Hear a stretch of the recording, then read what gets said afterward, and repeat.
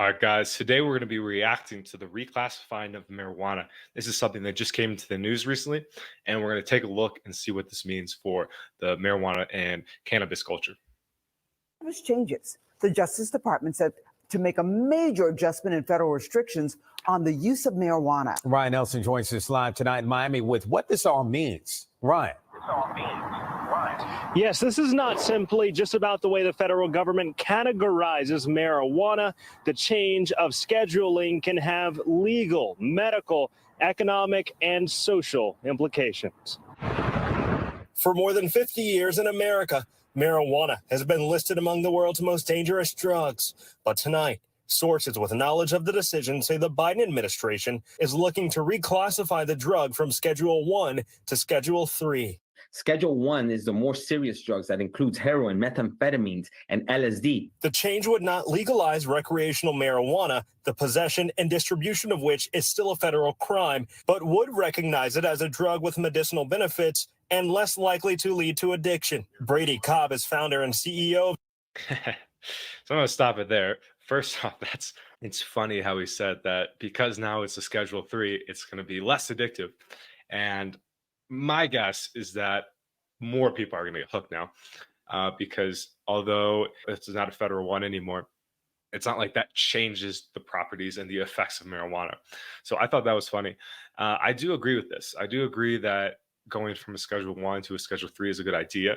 I think that is quite crazy that it's that high of a category with like heroin, meth, all that stuff. If you guys have any experience with someone that has been addicted to that, that stuff's no joke. That is very dangerous. Fentanyl too, all that stuff. And I think so many people have been put in jail for marijuana, which is crazy. Like they're spending their whole lives because of weed. So I don't believe that to be a good thing.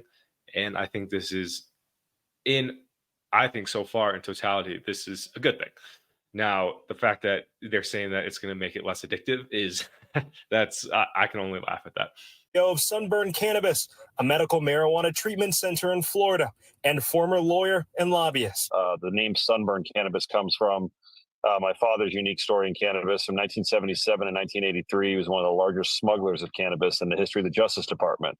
He was indicted, went to prison in what was dubbed Operation Sunburn. Cobb, whose life has been shaped by marijuana and its legal status, calling today emotional and historic. It's a bit bittersweet. I mean, it's obviously vindication for something that I've long believed. Cannabis was actually on Schedule 1 when fentanyl was on a less restrictive schedule at Schedule 2.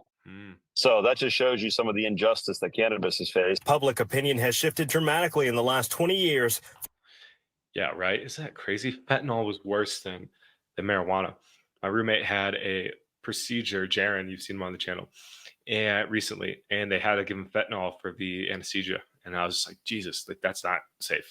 We are in Mexico, so it makes a little more sense. But yeah, crazy. It's funny. I like how the reporter is so dramatic too, and the guy's just like, yeah, it's bittersweet. Like the guy's like, this is such an emotional moment for Kurt. It's just like, oh man, these people are funny. From 34% of Americans who believe marijuana should be legal to 70%. Nearly half of states have legalized marijuana for recreational use.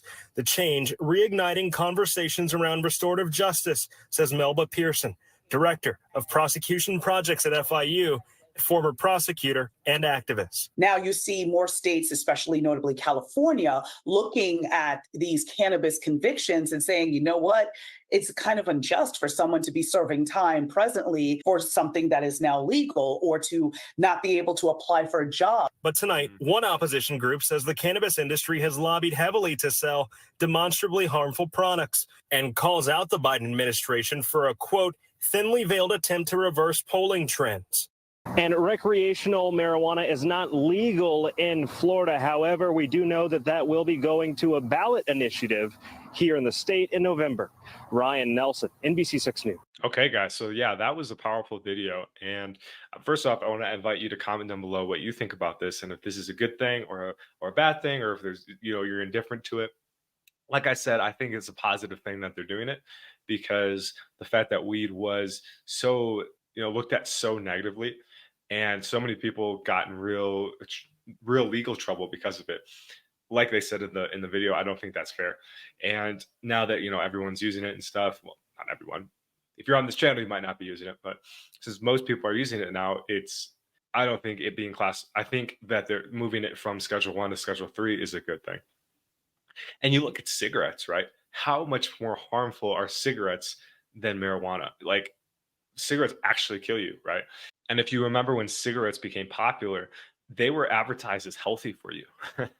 So it is kind of funny the lack of awareness around this stuff. And then, like marijuana, I, although it's not for me, and although it might not be for you, and this channel is about quitting for those that have trouble with it, for some people it is very therapeutic.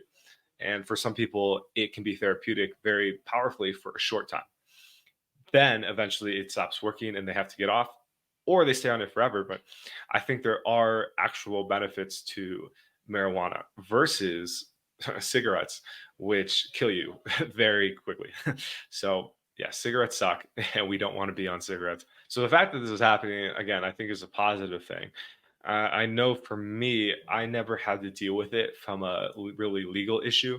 I did get the last night I smoked, I did get a ticket because I was smoking in public, and that was my moment where I said no more because I got really scared that I was going to go to jail and like they were going to find out I was dealing and all that stuff. So I never had to face legal consequences head on. I know some friends that did though. One of my friends from high school, he got in real trouble and had to go to jail because he was selling marijuana. Now that could be, more justified because it is like breaking the law. And they said here that like the resale of marijuana is going to be still illegal unless you have a license or whatever. And there are still states that don't allow it. I'm from Wisconsin. Wisconsin doesn't allow legal marijuana anymore. In a lot of places, it's decriminalized, which means you cannot go to jail. You'll just get like a speeding ticket, basically, for smoking weed. But he got in big trouble with it. And one of my other friends did too. He was selling weed and he got caught. And because his parents are quite financially well, they were able to pay him off. So, shout out to you guys if you know who you are and if you're watching this. So, this is going to be very interesting to see what happens down the line as it becomes more and more mainstream, more and more mainstream than it already is, and the effects that it's going to have long term.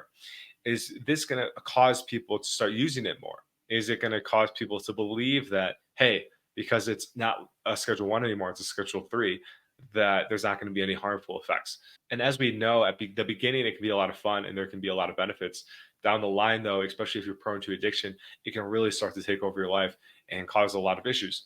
And a lot of people that come to this channel, that come through the coaching, they have a big struggle with it and they're not able to quit because they want to. It's a long process. Marijuana can be very addicting, and I'm going to stick by that for sure. And I think this is probably going to be better in the long run. Like the universe always works its way out because the more people that get hooked on it, the more they're going to talk about it, and the more awareness there's going to be around its negative effects. So I think in the terms of recovery for marijuana, this is going to be a positive thing at the whole. Comment down below what you guys think, and if you relate to this video. If you guys are looking for one-on-one support, reach out to me in the link below and we can hop on a call and I can help you get off marijuana starting today. With that, guys, have a good one and talk to you soon. Peace.